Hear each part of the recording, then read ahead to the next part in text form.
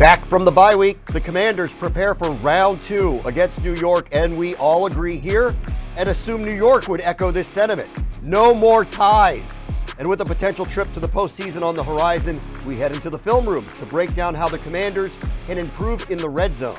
Plus, head coach Ron Rivera takes time to share what he learned about his team during the week away and how that's gotten him excited for the final stretch run of the regular season.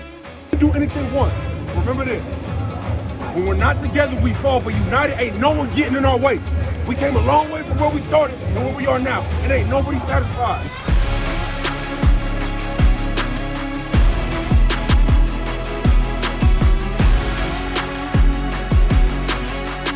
Hello and welcome into Command Center. I'm Bram Weinstein in for Julie Donaldson with London Fletcher and Santana Moss. What'd you do for the bye week? Man, I probably gained about 5 or 10 pounds. I said it right. I'm not even going to lie. I was in my car so much, taking my kids around and eating food and then watching games all Sunday. So, you know, I put on a few extra pounds. I did the same thing. I probably didn't eat as much. I was down in Miami. I got a chance to see the family. And I actually like just to sit on the couch and let the kids do what they do. I just hear it echoing off the wall, and I'm cussing and fussing, making sure they get out of the house. So Santana's his workout warrior, man. He was probably on his bike twice a day, all that type of stuff. I'm just hoping when you interview a player later today, they don't say the same thing. I sat around and gained 5 to 10 pounds. Don't want to hear that. Here we go. This Sunday, Washington will be playing the Giants in round 2. Be the first time this franchise has played the same opponent in consecutive games since 1966. Despite the first meeting ending in a tie, Washington is unbeaten in their last 3 against New York. And with this week's game flexed to Sunday night, Ron Rivera knows his guys have earned the right to play in prime time. We're just talking about the significance of it, this to the guys, just how important it is, the opportunity that they've created for themselves, the way the guys have done the things that they've needed to do to get us to this point. To be 2 wins above 500. That this is an opportunity, and we've got to focus in on. And this is the most important game we will play as of now. And big reason is because it's the one we're about to play. So we will try to keep our focus solely on that. All right. So what should they be focusing on this week? They got to be focused on their third downs, not being in all those third and long situations. You look at that game against the Giants 2 weeks ago, and they had 9 third and 8 situations, third and 8 or more situations. Our offense, we're not great at operating in those types of situations. Yep. We need to be in 3rd and 5 or less. So I'm sure that's what they're trying to figure out. How do we get to more third and manageables? And speaking of third down, we need to convert a lot of those third downs. But I would say too, one of the key things that I was saying going into that game last outing is miscues. You can't have those mistakes. I would think that playing at home, we have a little more on our side. We probably get a little more home cooking from those refs, because I can blame a couple of calls here and there from those guys. But also, I think defensively, man, we got to find a way to slow down Daniel Jones when he's off script, because he seemed to me he had a lot of converted third downs of him just making plays with his legs. Daniel Jones was highly accurate as well. If Benjamin St. Juste comes back, big deal, I think, this week. Yeah, absolutely. And in that ball game, Christian Holmes, he was struggling a little bit. And he's a rookie, and I think he's going to be a good player. But you can see the Giants and their coaching staff targeting him on a couple of different occasions. They get him with the big, I think about a 50-yarder, and then they also scored a touchdown against him. And also maybe some times where wasn't totally sure what it fit on against the run. So if we can get St. Juste back, that would be a huge boost to this defense. Big for our secondary. Yeah, and later we're going to focus in a little bit on the offensive line, but there's been a lot of juggling, there's been a lot of injuries. Obviously, it's a big deal. Yeah, it's definitely a big deal. And one of the things that stood out to me is just, knowing how well Larson has played for us at the center position. Now what we could do, that interior, presence is key. We need to find a guy, because, we talk so much time and time again about Heinicke not being a pocket passer, and we see him dropping back in that pocket, standing on his toes, dropping backwards. We can't afford that. So this time out, I hope we have a little more max protection. I know talking to Logan, he said we was doing a lot. It was just the scheme that the Giants ran on us that caused us some mismatches here and there. But hopefully, we've solved that problem on our O-line. Well, you mentioned Larson. That's going to be a major loss, because he had been playing so well, and not only just his play, but the communication aspect. What the Giants do a great job of, especially when we're in third and long situations. They may have 7, 8 guys, in the line of scrimmage, and you don't know if they're going to bring 7 guys or if they're going to drop something about. You don't know who's the extra rusher going to be. So you're setting your protections, and that falls on that center, making those calls. So that's going to be a huge loss. Hopefully, whoever plays that center position is up to snuff, so to speak, to use one of your words, and on top of their games in terms of making sure those calls are correct. Feels like a playoff game. Can't lose. Really don't want another tie. Yeah. So give me one key. What do you think? What gets a win for Washington? I think more than anything, man, that backfield. I want to see our backfield. I think one of the things that has gotten us to this point to where we're playing, competitive football is running the air out of the football. So I want to see that backfield, be potent again this week. How about you? I want to see us score more points in the red zone. I think we have to get touchdowns when we get in the red zone. We can't settle for field goals. Good transition. Speaking of Washington, week 13 in the matchup against New York, the Commanders scored a touchdown on one of their 2 trips inside the red zone. So for the season, the Commanders are now 18 for 34 scoring touchdowns when inside the opponent's 20, which would rank 18th in the NFL. But Logan Paulsen and Fred Smoot have seen opportunities to improve that number lately. It's time to go inside the film room. It's presented by Amino. It pays to be healthy. Fred, I've been getting a ton of comments about how we're not good in the red zone, how we're struggling, and we are. We're struggling in the red zone, no doubt about it. Sometimes, but it's not what they think it is. It's not what they think it is, and I'm glad you bring that up, Fred. And so we're going to look at a couple plays here, and if they make these, they're in the top 5% of conversions in the NFL. So let's take a look at this. They're in 13 personnel right here. What that does is it makes most teams match in cover 3 with the deep post safety, right? Yep. Really good thinking by Scott. So what you do here is you get a nice little, let's draw the concept up. You get a post to hold this player, get him to attach to this, and then this guy's going to get some depth here. This corner, this backside corner here. Yep. Get some depth, and then we're going to get sneaky Logan Thomas right across the formation here, and he's going to be wide open in a huge space. This is a very well-designed play, Fred. Look at that. And it's set up because of the run that got you down here. That's why the safety is deep in the first place. Yeah, look at that space there. In the red zone, it is very hard to cultivate throws like this. That's a window in a $10 million house. Yeah.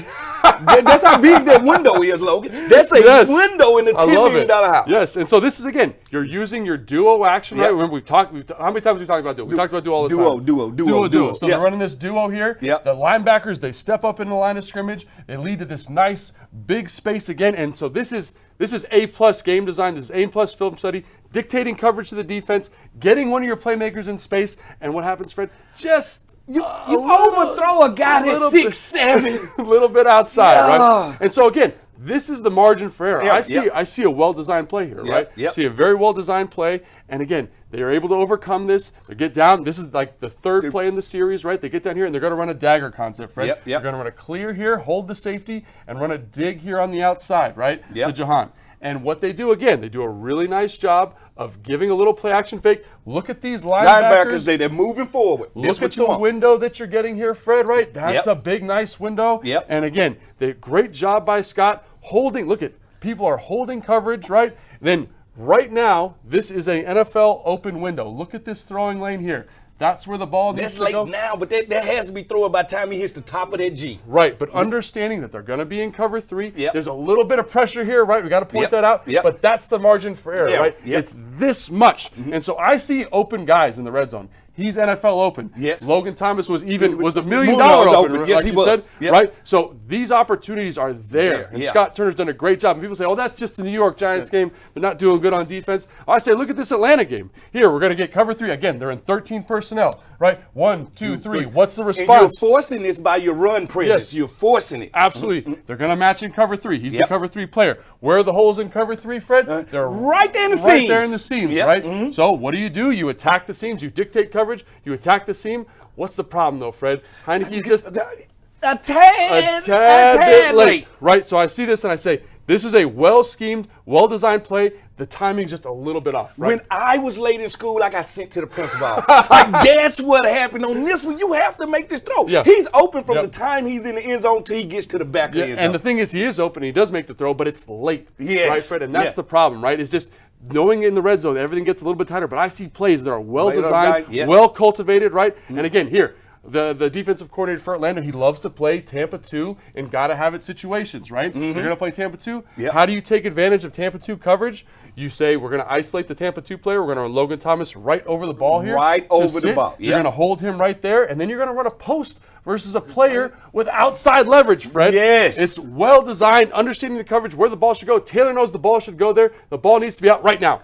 But see, he hits the back foot, the lineman shows up in his face, that makes him turn his shoulders, the window is gone. Yeah, and so again, when people say, oh, we're struggling in the red zone, like I'm hard-pressed to find, Fred, a bigger throwing window in the NFL, right? And that's 3 plays in a row where they've been able to cultivate big throwing windows. The protection's a little off. Quarterback's a little bit late. That's timing. That's chemistry. That's things that are going to come together, and they will. Yeah, they will. They will come together. Yes. They will come. Repetition is everything. For this home stretch, hopefully they can hit on some of these near misses and bump that percentage up and start making some plays in the red zone. For this week's game, the Commanders Charitable Foundation is teaming up with the U.S. Marine Corps for our annual Toys for Tots game. Fans are encouraged to bring toys to donate for the holiday season. Over 50 U.S. Marines from across the DMV will be on hand to help collect your donations, which will be distributed to children whose parents can't afford to buy gifts during the holiday season. Coming up here, the bye week was kind to Ron Rivera and the Commanders. And after the break, he sits down with Julie Donaldson to discuss what he was able to learn about his team while away. And we're going to send London and Santana down to the practice field to see how the team is preparing for New York the second time around. More Command Center when we return.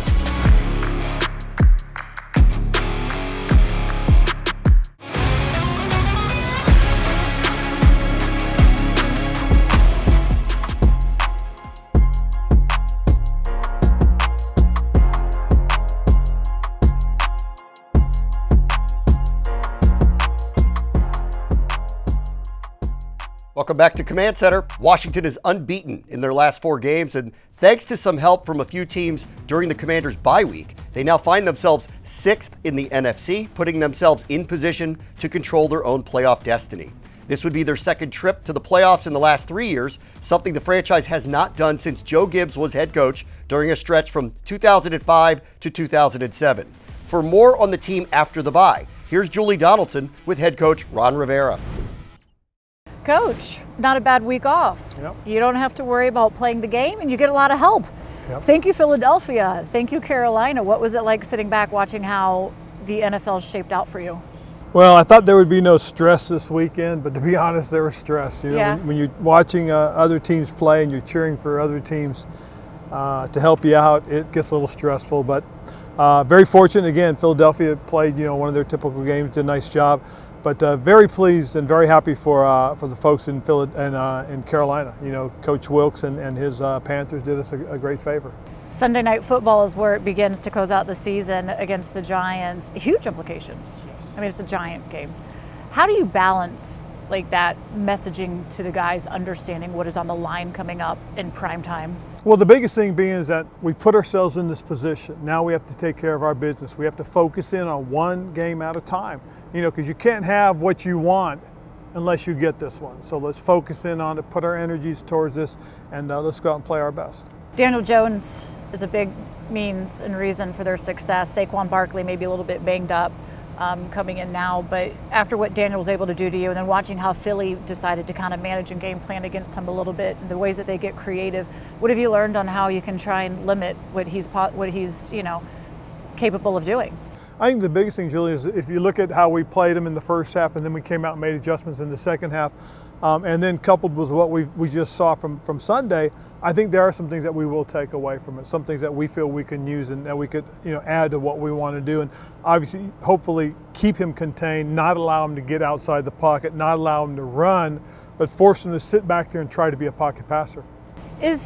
Do you like playing them back to back? Does it kind of help you in the game planning, or is that by chance a disadvantage? I think it helps us in this situation, mostly because we had a bye. And so all we really have been doing for the last 2 weeks as coaches has been focusing on, what can we do better and what can we do against the Giants. And so I think that's going to hopefully work to our benefit. For you, though, it's been a lot as well. Did you get a few days to just kind of disconnect, to kind of come back refreshed a little? I did, Julie. I got an opportunity to go home and visit my father. After the passing of my mother, been a lot of concern for him. And I was able to visit with my brothers, and we sat down and had a chance to do some family stuff and work on some family business. But more importantly, got a chance to just spend time with my dad. Does he give you words of wisdom to close the season out? He did. It's interesting because, having been an Army officer, it's always about leadership. And that's one of the things I really appreciated from my dad was just his advice on leadership that he's given me. All right, we look forward to it, seeing how that leadership takes place here. Thank you, Coach. Thank you, Julie. So the bye week did allow the team to have some much needed rest and get some injured players back, but there's a lot of pressure on one specific unit, the offensive line. Center Tyler Larsen goes on IR. The team, of course, gave up 5 sacks in the first meeting against the Giants. So as they get set for round 2, we sent London and Santana down to the practice field to check in on the offensive line. This is our FedEx Field Pass. FedEx, where now meets next. Thanks, Bram. London. The rematch. That's what we can call it, huh? Yes. Round 2. It's round 2. Man, going into that first matchup against these two, you heard so much in the media about these guys are like basically dead even when it comes to the style of play. Defense is pretty potent offensively. If they can get something going, especially in the run game, they have a chance to put up some points. After that game, the first thing I said that night on the post-game show, I'm like, hey, we're fortunate to get out of there with a tie. Just the way we play offensively. We come into this game, the O-line is kind of nicked up.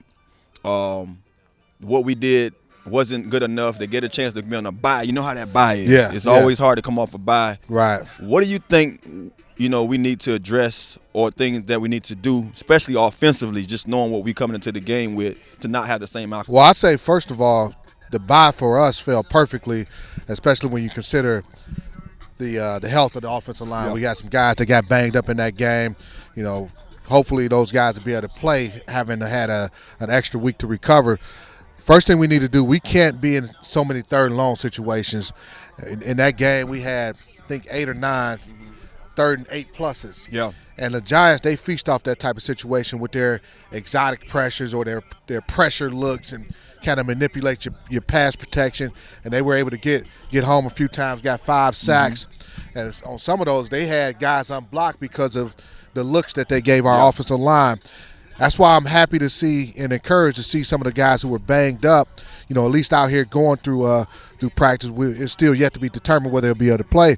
But we're going to need our offensive line at full strength going against this Giants defense because of what they do up front when they're in situations where they're obvious passing downs where they can kind of bring those blitzes. Yeah, one of the things that stood out to me too, and I remember saying this to you that week, that the miscues are big. We can't have those mistakes, and especially when you're playing in someone else's backyard. I think a couple of those drives was brought back where we had good momentum and we was trending and going in for the score, and we had some holding here right. or something that went on that we had to we was penalized or whatever. Right. Now we home. We have a chance to have the fans behind us. It's a primetime game. This new regime has played well or fared well in these type of games.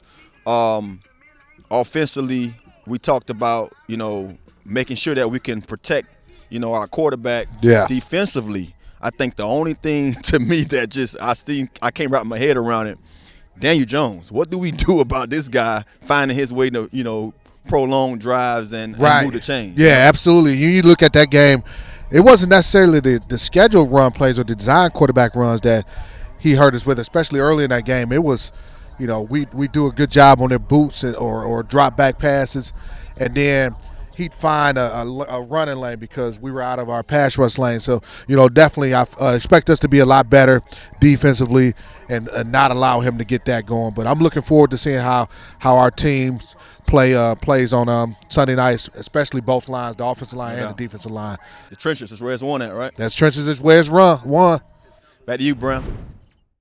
Thanks, guys. For those of you still in need of a holiday gift idea, we've got a special deal for you. When you purchase your ticket to Sunday's game against the Giants, you'll receive a limited edition Love Your Melon beanie starting at just $65. Visit commanders.com/loveyourmelon to purchase yours today. Coming up, the Commanders are back under the bright lights for the 3rd time this season. We pick who we expect to shine in prime time when we return.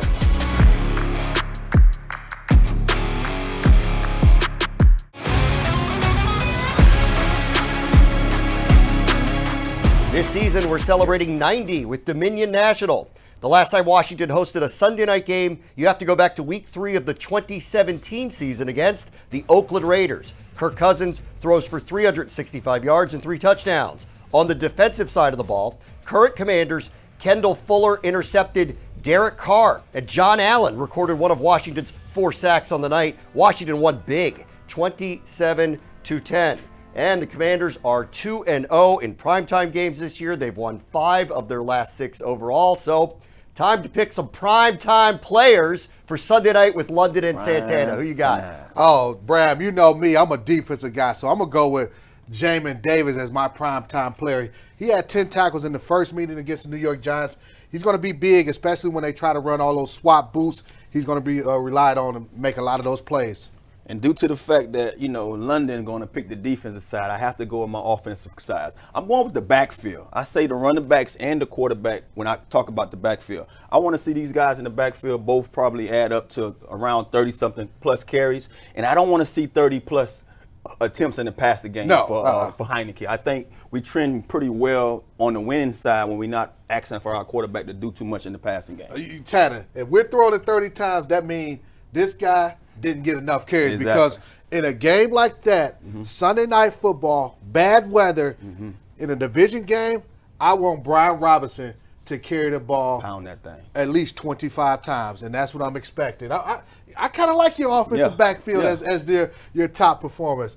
These guys on the offensive side, Jamin Davis on the defensive side. Those are our primetime players. All right, throw it a little bit. Terry McLaurin, 55 yards away from becoming the first Commanders receiver since Henry Ellard in the 90s. They have 3 straight 1,000-yard seasons. It'd be amazing if it happens on a profile game. Sunday Night Football against the Giants. With a fork in. That's right. All right, that'll do it for Command Center. We'll see you next time.